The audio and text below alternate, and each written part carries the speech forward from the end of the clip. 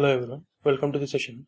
In this session, we'll see impulse momentum concept to solve your kinetic problems. In the previous session, we solved kinetic problems on Newton's second law and the work energy method. Once again, we'll recap that previous sessions, how to solve your kinetic problems and how we solve kinetic problems based on Newton's law and the work energy method. And coming here, the force is equals to mass into acceleration, which is F equals to ma, and we call this as a fundamental equation of motion, and we can also call this as the principle of kinetics. And coming to the work energy method, we followed that work done, that is equals to change in kinetic energy. The work done is F into S, which is the force into distance, that equals to half mv square, which is final kinetic energy minus initial kinetic energy, which is like half mu square.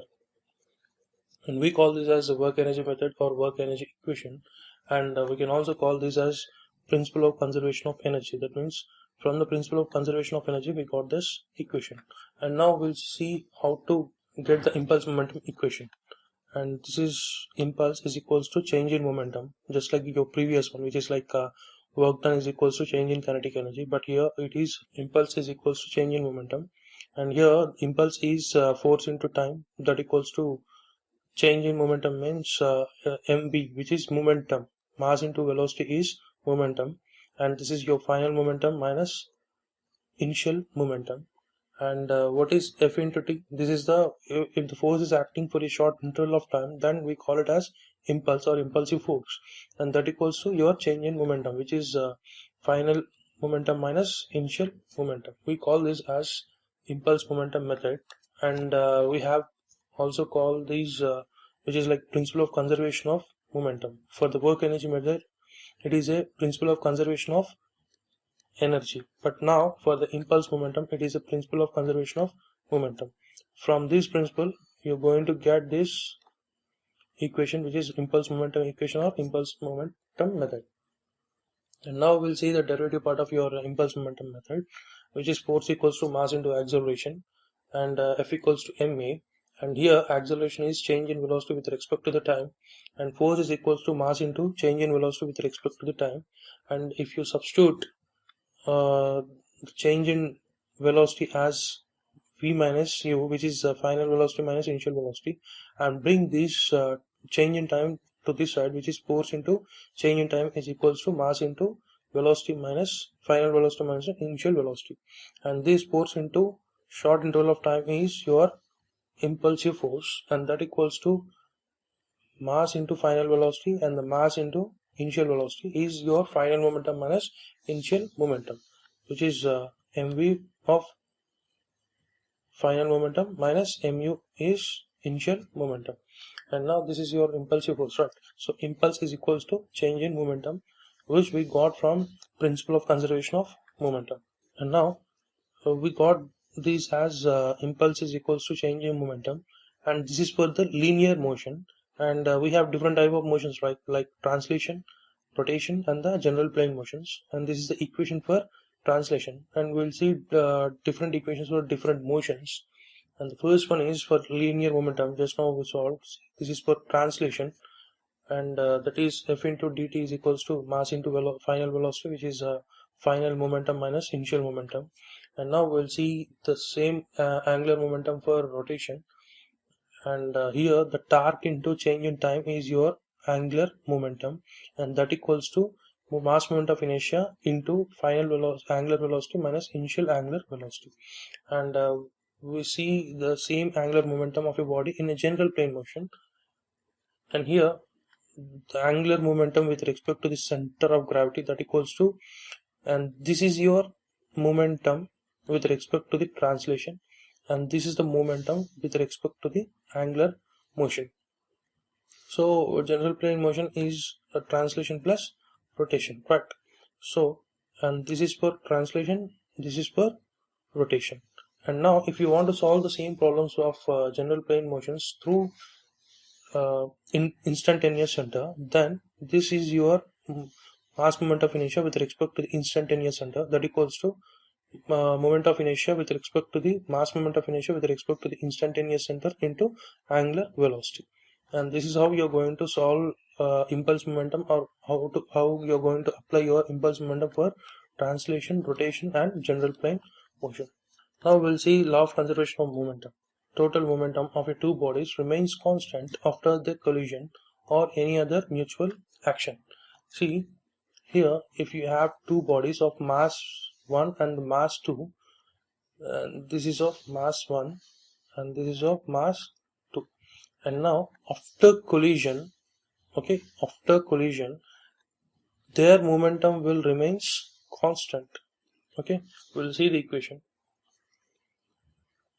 See here the mass 1 is there. For that, for this particular body we have the velocity u1 before impact, and for the mass 2 we have u2 as a velocity before impact, and the summation of these momentum is equals to the momentum after impact, and these are the momentum like final momentum of body 1 and the final momentum of body 2 after collision, and this momentum will be equals to the initial momentum. That means the momentum will be equal after the collision also. So the initial momentum or before impact, the momentum before impact is equals to momentum after impact, and this is the mass of body 1, and this is the velocity of body 1 after collision, mass of body 2, and this is the velocity of body 2 after collision. And now we'll see when the two bodies are plastic and move, if they move together, we are going to get the final velocity as common. Okay, so for that, what you're going to get, if two bodies move together after impact, velocity is common. So after impact they will move like commonly, okay, with the common velocity which is v, and that equals to your body 1 initial velocity, body 2 initial velocity divided by mass of your two bodies, and this is your common velocity. See here we have two bodies which is like m1, mass m1 and mass m2, and we have the two velocities which is like u1 and u2 before impact, but after impact they will move together with a common velocity. Okay, and that is what here we got a formula which is like v equals to m1 u1 plus m2 u2 divided by m1 plus m2, and this is for the case of plastics. Okay, for the plastic body we will see what is elastic and the plastic in the coming. Next, coefficient of restitution. First we'll see what is this restitution, and before that, due to impact bodies will deform, and the duration of time from first contact to maximum deformation, okay, maximum deformation is period of deformation. So the time for what it is going to be deformed, and that duration we call period of deformation. And now after deforming, if after deforming and after impact they will regain its shape, right? So the process of regaining shape is called restitution, and the duration to regain the shape is called period of restitution, right? Once again, the process of regaining the deformed shape into original shape is restitution, and coming to the uh, duration of these regaining of the shape, and that is your period of restitution. And now we have a coefficient of restitution which is velocity of separation and the velocity of approach. That means it is before impacting it will approaches together, and these are the velocity of approaches, which is like initial velocity is u1 minus u2. See, before collision your velocity of u1 initial velocity is more when compared to your body 2, and after collision, that is velocity of separation. After collision again they will separate. For that the separation velocities will be v2 minus v1. That means for the body 2 the velocity will be higher after collision, and this is your coefficient of restitution, which is which is the ratio of velocity of separation to the velocity of approach. And now for the perfectly elastic bodies, your coefficient of restitution equals to 1. It is for elastic bodies. It's very important, you have to remember this. In this case, for when the bodies are elastic, then the total energy will be conserved and the total momentum will be conserved. Why? Because the bodies are too elastic and the coefficient of restitution, if the velocities approach is equals to velocity of separation. So that's why these two energies will be conserved, which is like energy and the momentum will be conserved. And for the perfectly plastic bodies, your coefficient of restitution is 0, and this is for inelastic bodies, plastic or inelastic. In both bodies stick together after impact and moves with a common velocity. Just now we seen v equals to m1 u1 plus m2 u2 divided by m1 plus m2. Just now we seen this, right? And but there will be a loss of kinetic energy when they are sticking together. There will be a loss of kinetic energy. So for the plastics, so there is a, if your bodies are plastic and if they are collining to each other, then there will be a loss of kinetic energy. And the next one is for partially elastic bodies, which is like E equals to 0.2 or which is less than 1. Okay, for the elastic bodies it is 1. For the partially elastic it should be, or it will be like less than 1, and there is a loss of energy, but total momentum is conserved, but the energy will be lost. Clear? And this is for partially elastic bodies. And the next we'll see the recoil of gun, which is like for example, here the gun is there. So after firing your bullet, okay, your gun will move backwards, right? After firing, your gun will move backwards, and that backward movement we call recoil of gun. So for this, when a bullet is fired, it leaves the gun with a certain velocity and gun moves backward. This backward motion of gun is called recoil. And now momentum of bullet after firing is mass into your velocity. The velocity of bullet is small u, okay, velocity of bullet, and momentum of gun after firing is mass into velocity, and this velocity is mass of gun. The capital M is mass of gun, and the capital V is velocity of the gun. And here the small m is mass of your bullet, and the small u is velocity of your bullet. Now, after applying your law of conservation of momentum, sum of the initial momentum is 0. Sum of the initial momentum is 0. That means here the bullet is moving forward, gun is moving backward, right? So that way you're going to get the negative here, so that equals to 0. And according to the law of conservation of momentum, the sum of the initial momentum should be equals to 0. And now if you simplify this, you're going to get a velocity of the gun as mass, which is mass of your bullet, mass of velocity of your bullet divided by mass of your gun. That is your velocity of the gun. And now we'll see a small problems on impulse momentum principle or impulse momentum method. A hammer of mass 700 kg dropped from a height of 1.5 meters on a pile of mass 25 kgs. So here the mass of your pile is 25 kgs. The hammer is dropping from a height of 1.5 meters and the mass of your hammer is 700 kgs. Find the depth of penetration of the pile into the ground if the average resistance of the ground is 80 kilonewtons, assuming the impact between hammer and the pile to be plastic. Okay, here the plastic. First we'll try to understand this figure, and this is the hammer which is of mass 700 kgs and it is dropping from a height of 1.5 meters on a pile, and the penetration, you have to find this. So okay, find the depth of penetration. We require this depth. For example, if you take from here to here as some distance penetrating into the ground, then what is that distance, how much amount it is penetrating into the ground, we require that. And now mass of hammer which is 700 kgs, and if you convert that into weight, it is 6167 newtons, and mass of the pile is, it is given like 25 kgs, convert that into weight which is 245.25 newtons. Now the velocity of hammer before impact, that means when it is falling from here to here, what is your velocity? That means u1 is equal to square root of 2gh, and the h is height which is 1.5. substitute here, you're going to get your initial velocity as 5.42 meters per second. And the next, from the principle of conservation of momentum, which is mass of your hammer, initial velocity of hammer plus mass of your pile and the velocity of pile. The velocity of the pile is 0, so that's why the total quantity will become 0. You can substitute here. And now mass of your hammer plus mass of your pile is equals to common velocity. You have, after impact of your pile, the both will move at the same velocity. right? And that is your V. And now by substituting all the values, which is mass of your hammer into the velocity of the hammer, is equals to mass of your hammer plus mass of your pile into V. And from that you're going to get your velocity of common velocity of both hammer and the pile, which is 5.238 meters per second. And next one is what we required is S, right?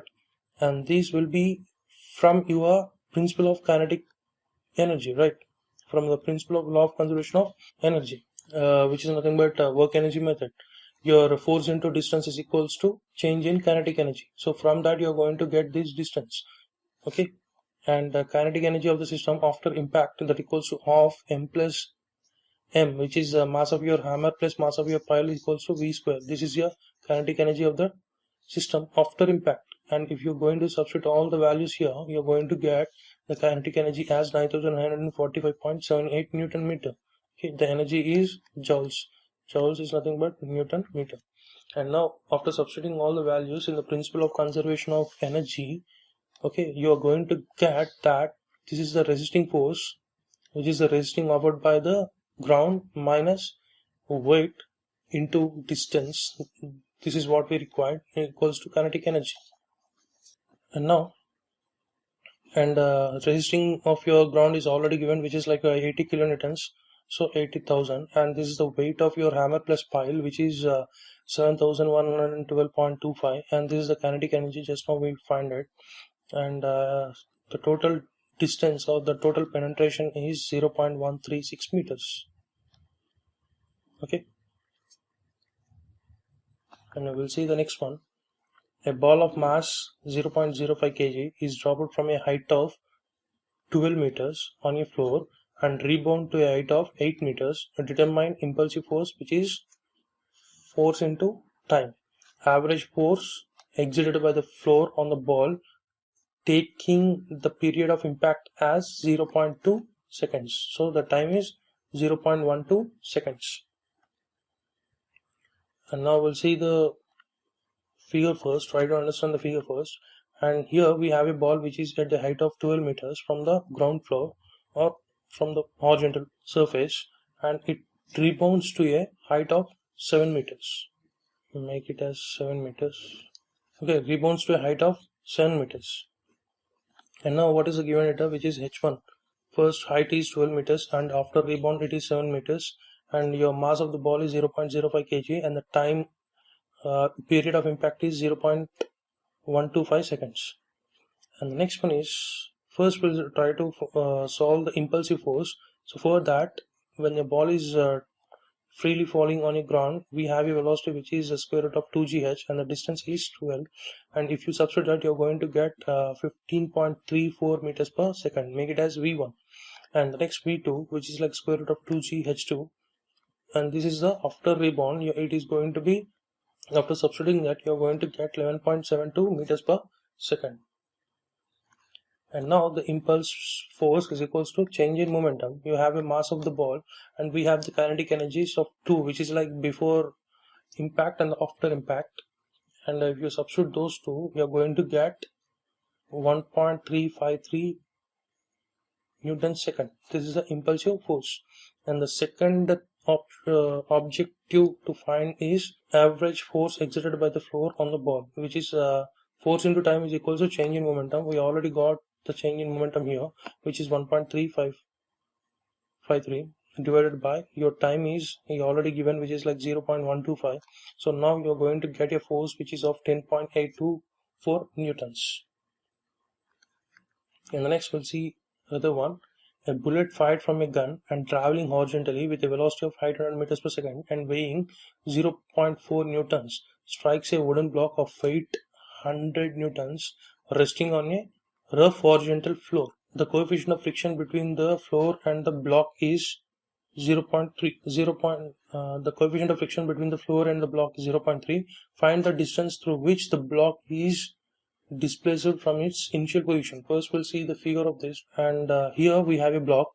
So the gun is fired with a velocity 800 meters per second, which is the velocity of the bullet, and the weight of the bullet is 0.4 newtons, and it strikes a wooden block which is of 100 newtons. It is resting on a horizontal floor. That means the initial velocity of the block is 0, and after that the bullet and the body, the wooden block and the bullet will moves with a common velocity which is v, and after that the wooden block is reaching to some distance. It is going from one place to another, which is like a distance s. So now we require this distance s. So now the body will have like w plus w, wooden weight of the wooden block and the weight of your bullet, and the normal reaction which is same to your weight of the block. And when it is moving, it is having a frictional coefficient of friction which is acting opposite to your motion of your body, which is force of friction, and we have a mu which is like 0.3. First we'll see the given data, which is weight of the block is 100 newtons, weight of the bullet is 0.4 newtons, and the initial velocity of the bullet is 800 meters per second. Initial velocity of your wooden block is 0, and if you convert that into kgs, you're going to get that, and the coefficient of friction between the floor and the wooden block is 0.3. From principle of conservation of momentum, we already have this equation for the common velocity, right? So for that common velocity, if you're going to substitute all these values, you're going to get 3.187 meters per second, v, which is nothing but common velocity after impact. And now from the principle of conservation of energy, because we required the distance, for that distance you have to take this principle of conservation of energy. So here you have to remember one thing: principle of conservation of momentum is for if the problems is related with force, time and the velocity, you have to solve that by principle of conservation of momentum. And if the problems related with force, distance and the velocity, then you have to solve the problems by principle of conservation of energy. Clear? Anyhow, from the principle of conservation of energy, we have the force, which is resisting force into distance, that equals to kinetic energy. The resisting force is your mu r, which is frictional force, and mu equals 0.3. R is the total weight of your bullet and wooden block, which is 100.4, and the distance we require to find this now. And kinetic energy half into mass of both the wooden block and the bullet into velocity square, which is the common velocity of the bullet and the wooden block. And if you substitute these values, you are going to get the distance, which is 1.725 meters. Thank you.